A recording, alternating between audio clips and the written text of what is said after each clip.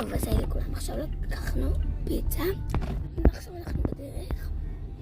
הנה, לקחנו 2 מגשים, אני אראה לכם. יש אחד אכול שם כבר, אחותי.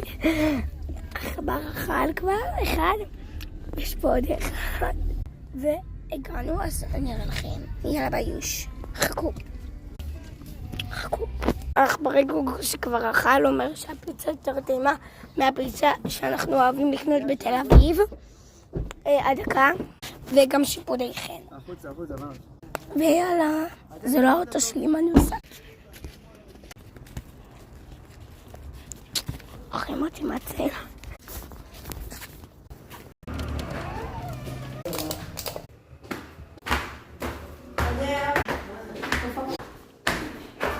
הגעתי.